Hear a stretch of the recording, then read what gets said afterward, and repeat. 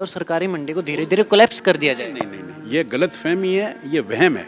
अगर ये तीनों कानून का किसान को पसंद नहीं है तो ये उनके ऊपर जबरन नहीं है, ना माने। बिहार का किसान इसी चक्कर में बर्बाद हुआ है सर। बिहार में किसान इसी वजह से बर्बाद हुआ। हरियाणा को छोड़कर, पंजाब को छोड़कर ये कहीं भी इशू नहीं है, ये यहीं पर है इशू। उत्तर प्रदेश के किसान प्रोटेस्ट कर रहे हैं सर, महाराष्ट्र के प्रोटेस्ट आए। काफी बात हो गई, मैंने अपना व्यू रख दिया है। नहीं, अभी तक बात पूरी नहीं हुई है। करिए जल्दी करिए। मेरा एक बार आप पूरा सवाल सुने। प्रॉब्लम क्या है, लो एंड ऑर्डर मेंटेन करने में शहर की पुलिस जो है बेहद नाकाम है। उस बारे में ना तो कहीं बात होती, या तो विभाग एकदम ठंडे बस्ते में चला गया है कि नहीं ये तो उस वक्त का प्रमोशनल इवेंट था, अब इसके ऊपर काम जरूरत नहीं है।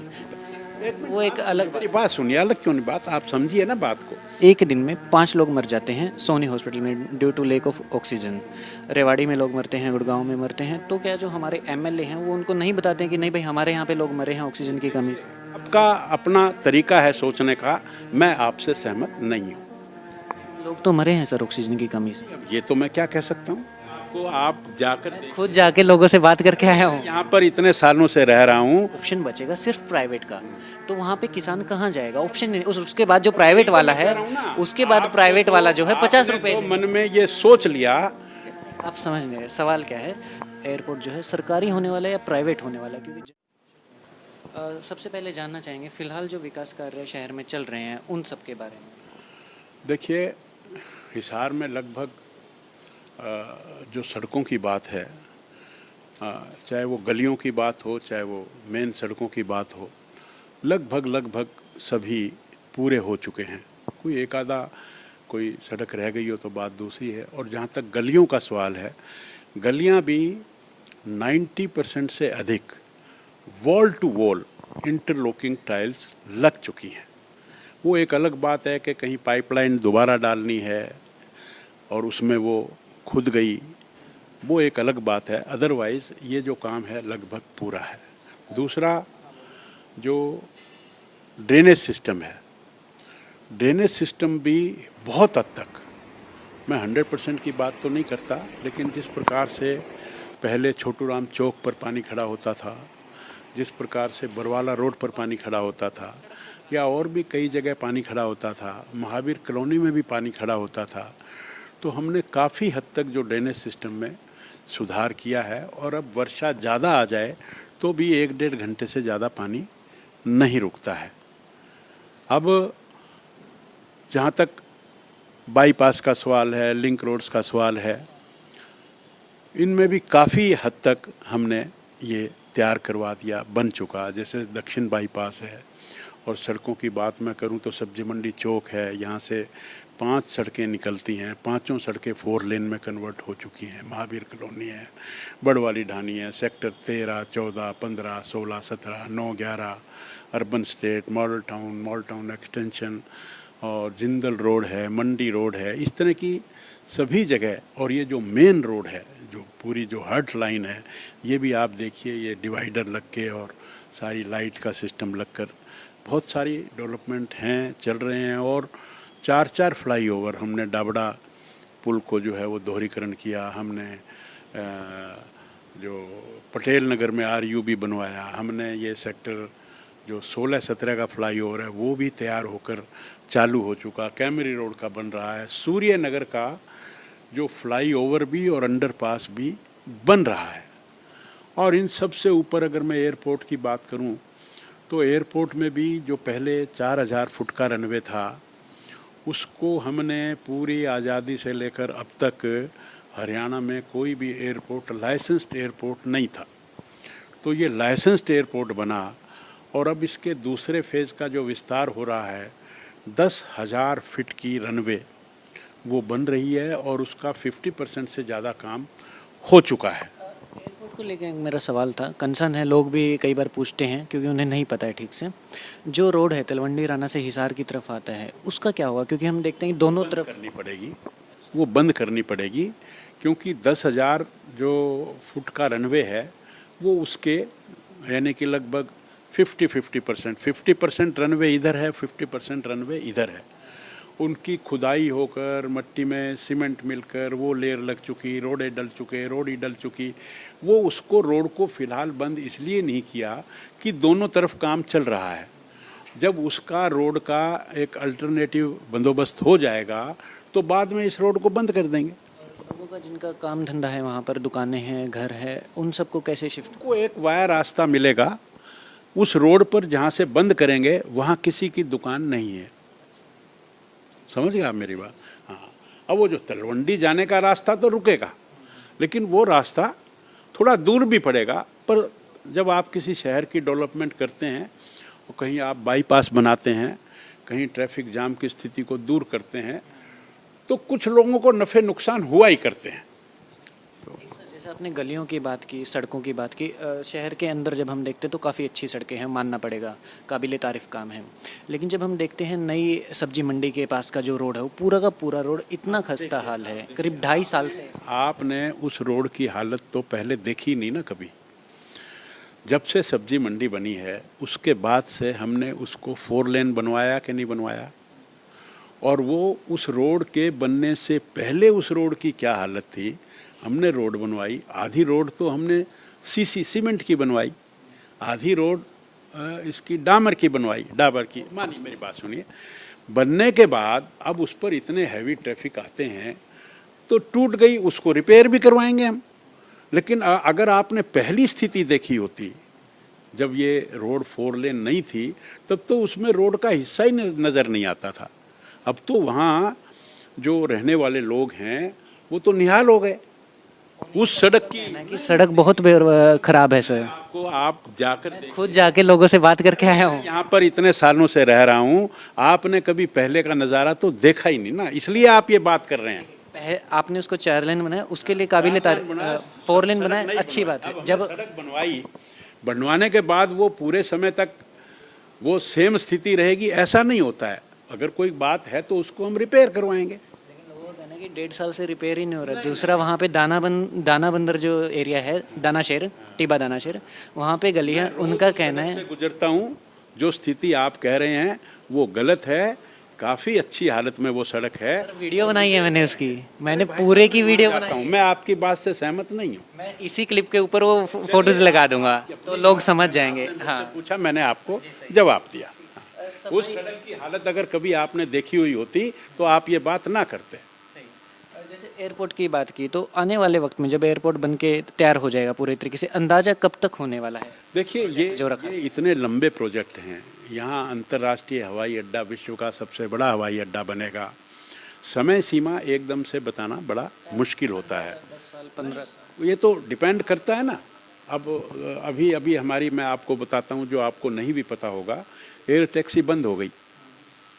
अब देखिए, कोई भी कह देगा एयर टैक्सी तो बंद हो गई, लेकिन आप ये देखिए कि 50 साल में तो एयरपोर्ट कभी लाइसेंस्ड हुआ नहीं। हमने इसको लाइसेंस्ड बनाया तो फ्लाइट शुरू हुई, फ्लाइट शुरू होने के बाद वो बंद हो गई, फिर कुछ समय के बाद एयर टैक्सी शुरू हुई, अब वो भी बंद हो गई। अब क्या है कि जब ये एयर टैक्सी शुरू हुई थी तो विजिबिलिटी का जो नियम था वो 1500 मीटर का था, यानी कि 1500 मीटर तक भी अगर विजिबिलिटी होगी तो हम हवाई जहाज़ को उड़ा सकते हैं। अब जो एयरपोर्ट अथॉरिटी ऑफ इंडिया है, उसका जो डायरेक्टर है जनरल, अब वो उन्होंने नियमों में परिवर्तन कर दिया। अब वो ये कहते हैं कि विजिबिलिटी 5 किलोमीटर तक की होनी चाहिए। अब उनका अपना सेफ्टी का अपना एंगल है, मैं ये नहीं कहूँगा कि वो गलत है। उन्होंने भी ह्यूमन लाइफ को बहुत ज़्यादा इम्पोर्टेंट समझते हुए ये विजिबिलिटी बढ़ाई होगी। वो एक अलग मेरी बात सुनिए, अलग क्यों नहीं बात, आप समझिए ना बात को। 5 किलोमीटर की विजिबिलिटी हो गई, वो विजिबिलिटी हिसार में नहीं रहती है, वो होती है तो थोड़े समय के लिए होती है। अब यहाँ एक एयर टैक्सी आई, अब वो सुबह जाती थी धर्मशाला, वापस आती थी, देहरादून जाती थी, वापस आती थी, चंडीगढ़ जाती थी, वापस आती थी। तो ये तीनों रूट लगाने के लिए उसे सुबह 8 बजे चलना पड़ेगा। अब 8 से 11-12 बजे तक विजिबिलिटी नहीं होती तो उनको पड़ता नहीं खाता। अब इस तरह की जो जब बच्चे के दांत निकलते हैं तो प्रॉब्लम आती है। जब शुरू में, अब इस एयरपोर्ट को हम जब तक इसकी नाइट लैंडिंग की फैसिलिटी और जो एक और मशीन होती है जिसमें हम कम विजिबिलिटी में भी उड़ा सकते हैं, जब तक वो नहीं लग जाएगा जब तक नहीं चलेगा। पर इसका मतलब ये नहीं है कि आज अगर वो एयर टैक्सी बंद हो गई तो हम निराश हो जाएं। ये सब चीज़ें नई नई चीज़ें जब बनती हैं, इस तरह की टीदिंग, इनको डिफ़िकल्टीज़ कहते हैं, ये आती हैं और इससे हमारा मनोबल और तेज होगा, हम और अच्छे तरह से काम करेंगे और अच्छे इक्विपमेंट्स लाएंगे। तो इन चीज़ों से कोई भी प्रोजेक्ट फेल नहीं होता है। इसी के बारे में आखिरी सवाल रहेगा, मतलब जब बन जाता है एयरपोर्ट और सबको बहुत ये तो है कि काम धंधा बढ़ेगा, शहर का डेवलपमेंट होगा, सवाल ये है कि आने वाले वक्त में एयरपोर्ट जो है सरकारी होने वाला है या प्राइवेट होने वाला है, क्योंकि जनरली बाकी सब देश में है प्राइवेट किया जा रहा है। इसका तो जैसी भी स्थिति होगी, अभी तो ये सरकारी ही है, सरकार इसको चला रही है। अब आगे आने वाले समय में और जब इसका विस्तार होगा तो वो किस तरीके से होगा, इसका अभी से हम नहीं बता सकते हैं। जैसे हम देख पा रहे हैं कि शहर में गायों की समस्या बहुत ज़्यादा है और पहले भी जो आपने चुनाव जीतने से पहले वादे किए थे कि हम इस समस्या को ख़त्म करेंगे, लेकिन दूसरा टर्म आ चुका है, समस्या कहीं भी ख़त्म होती नहीं दिख रही है। उसकी वजह से एक्सीडेंट भी हो रहे हैं। सवाल बड़ा अच्छा है और जेन्युइन है और बात ठीक भी है। मैं आपको प्रयास बताता हूँ। इस वक्त यहाँ पर जो शहर में पशु घूमते हैं, ठीक बात है, पशु घूमते हैं और वो हमारे लिए प्रॉब्लम भी है, लेकिन हमने जब बने हम तो हमने 50 एकड़ ज़मीन गवर्नमेंट से लेकर गो अभयारण्य को दी। पहले तो किसी ने ऐसा काम नहीं किया। उस 50 एकड़ ज़मीन को लेकर हमने उस पर 4 दीवारी बनवाई, हमने उस पर अनेक शेड्स बनवाए। आज भी आप वहाँ जाएंगे तो 2, 2.5, 3 हज़ार पशु वहाँ पर आपको मिलेगा। अब ये 2, 2.5 हज़ार, 3 हज़ार पशु लिफ्ट किया है तो शहर से ही किया है। अगर आप उस समस्या को ऐसे देखिए कि अगर वो भी आज सड़कों पर होता तो कितनी प्रॉब्लम। मेरा एक बार आप पूरा सवाल सुने। प्रॉब्लम क्या है, ऐसा नहीं है कि विभाग काम नहीं कर रहे हैं। नगर निगम के साथ मैंने पूरा दिन बिताया, हमने एक डॉक्यूमेंट्री बनाया। डेली के करीब 20 से 25 पशु वो लोग लिफ्ट करते हैं और गो अभयारण्य में छोड़ते हैं। समस्या वो नहीं है कि नगर निगम काम नहीं कर रहे, समस्या ये है लॉ एंड ऑर्डर मेंटेन करने में शहर की पुलिस जो है बेहद नाकाम है। उनके आसपास जो निगम के लोग हैं, 20 से 25 बाइकर आ जाते हैं जिनके ऊपर 2-2 लोग रहते हैं, पुलिस के सामने से गायों को भगा देते हैं। पुलिस कुछ नहीं कर पाती है। उनकी डिमांड है कि कुछ एक अच्छे से अभियान चला करके पुलिस की तरफ से इन लोगों को रोका जाए, जो एक्सीडेंट का भी कारण बनता है, शहर में अव्यवस्था का कारण बनता है। अगर हमारे ध्यान में आएगी तो हम इस पर तुरंत कार्रवाई करेंगे। निगम वाले डेली इस चीज़ को फेस करते हैं। सर, आप मुझे कोई पर्टिकुलर इवेंट बताएंगे तो उस पर संज्ञान लिया जाएगा। इसके रिलेटेड मैं पूरा वीडियो आपको सेंड करूंगा, आप इसके ऊपर एक्शन ले तो अच्छा है।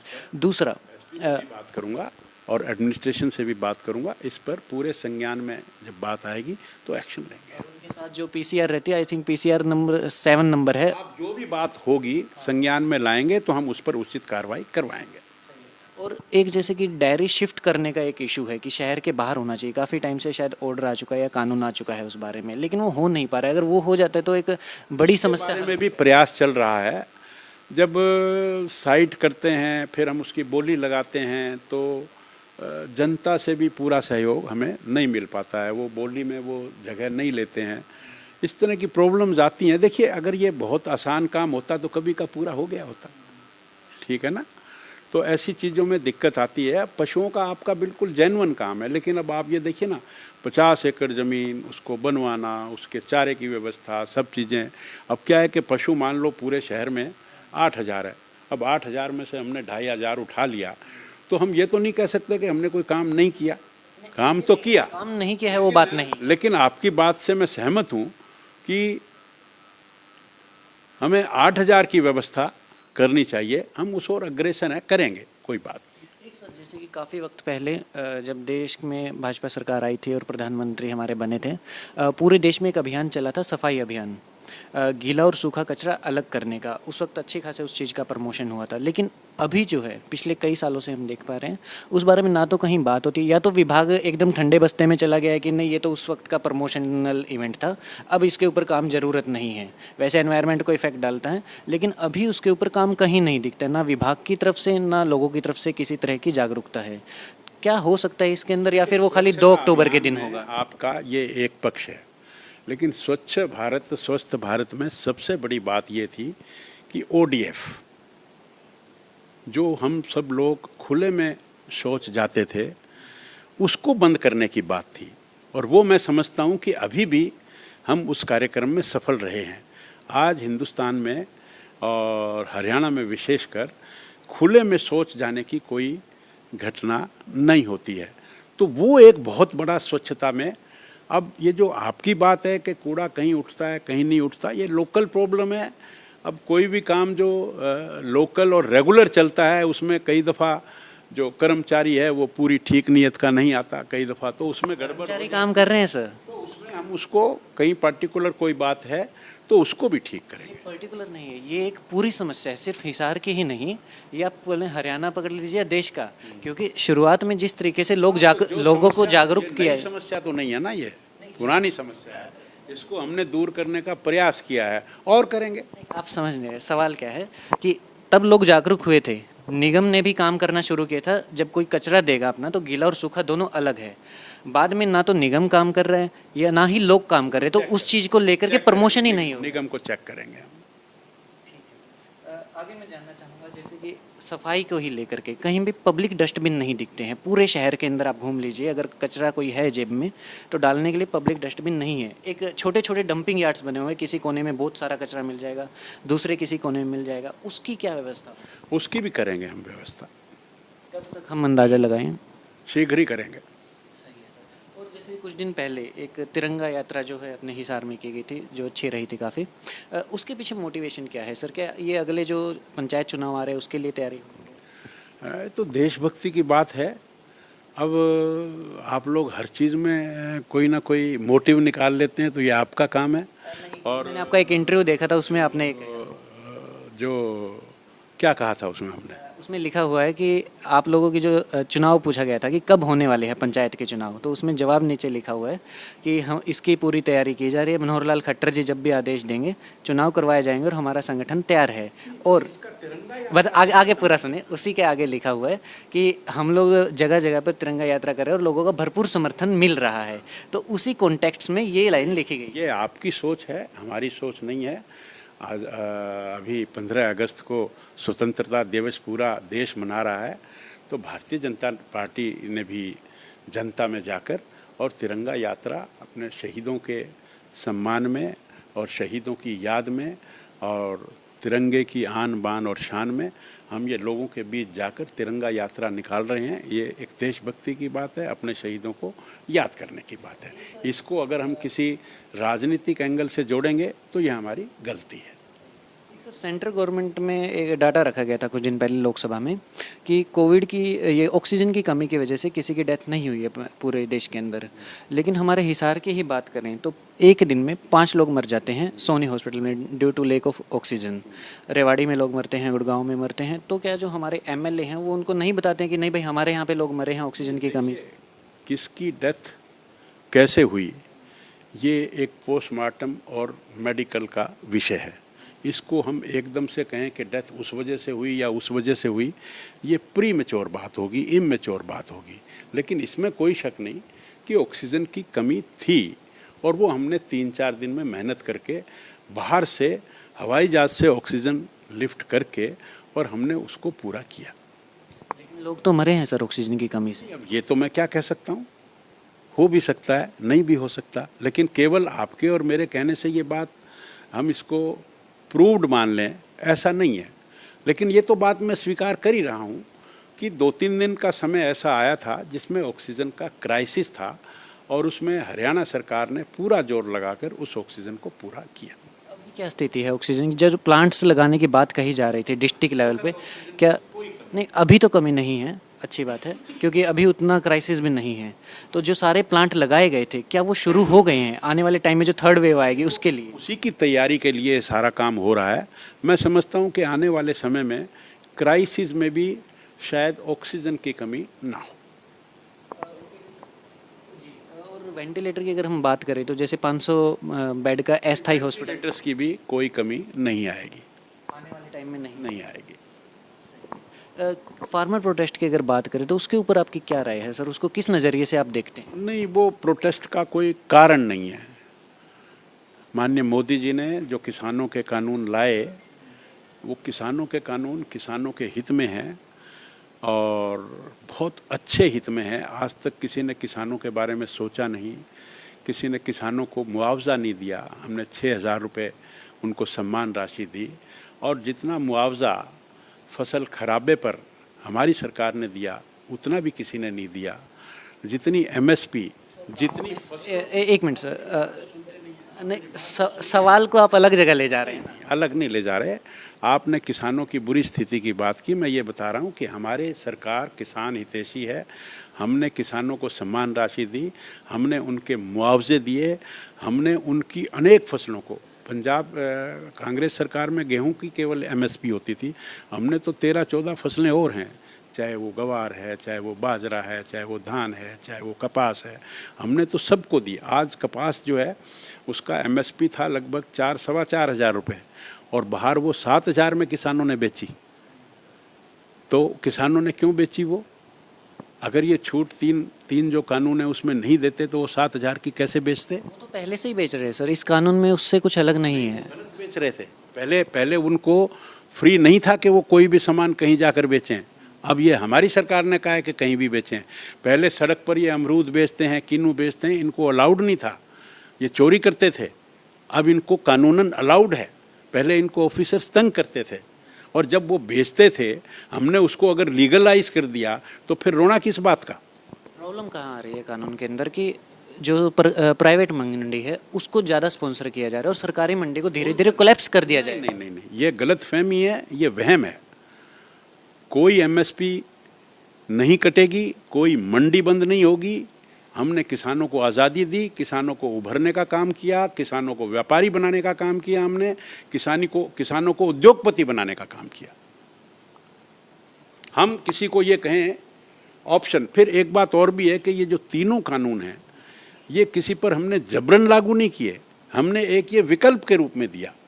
मैं आपको एक विकल्प देता हूँ कि आप जो काम कर रहे हैं, मैं तैरना आपको सिखा रहा हूँ, आपको लगता है कि तैरने से तो मैं डूब जाऊँगा, या हमारे जो ये विरोधी भाई हैं इन्होंने आपके दिमाग में डाल दिया कि आप तो डूब जाओगे, जैसे उनके डाल दिया कि तुम्हारी तो ज़मीनें बिक जाएंगी। लेकिन ज़मीनें बिक जाएंगी तो वो ये काम ना करें। अगर उनको लगता है कि बाहर बेचने से हमें नुकसान है तो वो इस रूल को ना माने। मैंने तो आपको तैरने सीखने का एक ऑप्शन दिया है, आपको पसंद है तो अच्छी बात है, नहीं है तो आप ना माने। अगर ये तीनों कानून का किसान को पसंद नहीं है तो ये उनके ऊपर जबरन नहीं है, ना माने। एक सिचुएशन में आपके सामने इसमें एजिटेशन किस बात का? मैं आपको एक जर्सी और दे रहा हूं, आप कहते हो कि जर्सी में तो कांटे हैं, अरे तो भाई मत लो। अगर मैं ये कहूं कि नहीं ये तो जर्सी आपको पहननी पड़ेगी, ये किसान के कानून तो आपको लागू करना ही पड़ेंगे, किसानों को मानना ही पड़ेंगे, तब ये डिबेटेबल विषय मैं बताता हूं सर, ये अच्छा है या बुरा है। लेकिन विकल्प के रूप में आपको अच्छा नहीं लगता तो आप इनको ना मानिए। सर वही जैसे आपने कहा कि मजबूरी नहीं है किसी की, तो वो मजबूरी कैसे बन जाएगी वो मैं एक बार एक्सप्लेन कर देता हूँ। जैसे बाहर एक मंडी खुल सकती, अंदेशे पर जा रहे हैं, आप वहम पर जा रहे हैं, आप इस बात पर जा रहे हैं कि यहाँ से दिल्ली जाओगे तो एक्सीडेंट हो जाएगा। इसी का इफेक्ट हमने दूसरे जगहों पे देखा है सर। आप अगर ये सोचकर चलेंगे तो आप कभी जी नहीं पाएंगे। बिहार का किसान इसी चक्कर में बर्बाद हुआ है सर। बिहार में किसान इसी वजह से बर्बाद, हरियाणा को छोड़कर, पंजाब को छोड़कर ये कहीं भी इशू नहीं है, ये यहीं पर है इशू। उत्तर प्रदेश के किसान प्रोटेस्ट कर रहे हैं सर, महाराष्ट्र के प्रोटेस्ट। काफी बात हो गई, मैंने अपना व्यू रख दिया है। नहीं अभी तक बात पूरी नहीं हुई है, करिए जल्दी करिए। मैं यही जानना चाह रहा हूँ कि सिचुएशन ये है, जब प्राइवेट मंडी आ जाएगी तो अंदर जो है रेट कम मिलेगा या फिर प्राइवेट मंडी वाले ज़्यादा देंगे, ठीक है। अगर किसी फसल का 100 रुपया मिलता है सरकारी मंडी में, प्राइवेट वाला 200 देगा। इस तरीके से धीरे धीरे जो सरकारी मंडी है वो कोलैप्स होगी और ऑप्शन बचेगा सिर्फ प्राइवेट का। तो वहाँ पे किसान कहाँ जाएगा? ऑप्शन नहीं। उसके बाद जो प्राइवेट वाला है, उसके बाद प्राइवेट वाला जो है 50 रुपये। मन में ये सोच लिया कि मैं यहाँ से दिल्ली जाऊँगा तो एक्सीडेंट ही होगा, मैं हवाई जहाज पर चलूँगा तो एक्सीडेंट होगा, ऐसी नेगेटिव सोच रखने का यही फॉर्मूला अमेरिका और फ्रांस में लागू हुआ और बिहार में हुआ था, वो पूरे तरीके से बर्बाद। आपका अपना तरीका है सोचने का, मैं आपसे सहमत नहीं हूँ।